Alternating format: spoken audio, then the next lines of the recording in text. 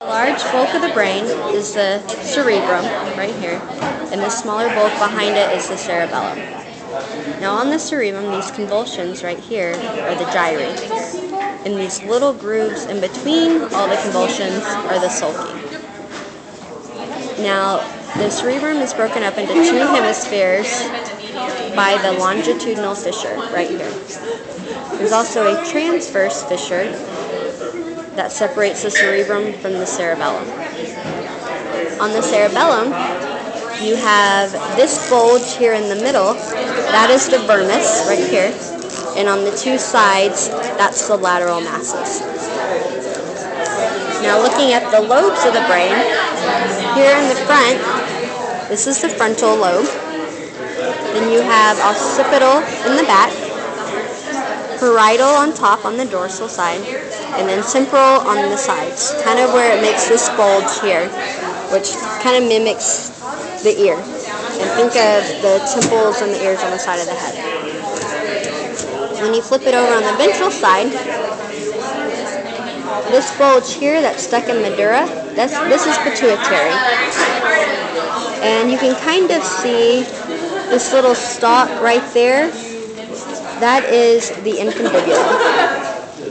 And under the infundibulum goes into the hypothalamus where that hole is, right there. I don't think you can see that or not.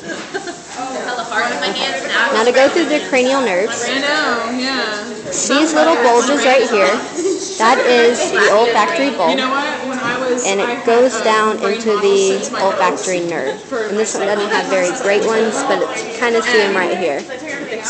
And then that's cranial nerve 1. Cranial nerve 2 is the optic nerve, and it makes an X in the middle of the brain. That's the optic chiasm.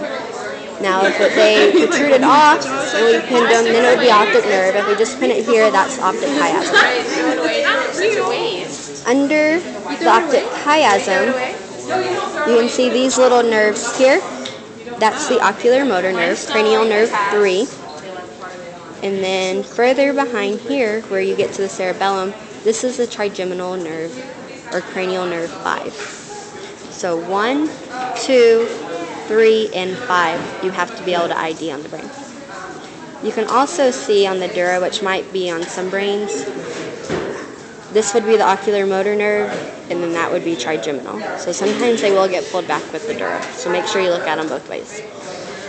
When you transect the brain, you open it up, and this kind of white fibrous C almost, that's the corpus callosum.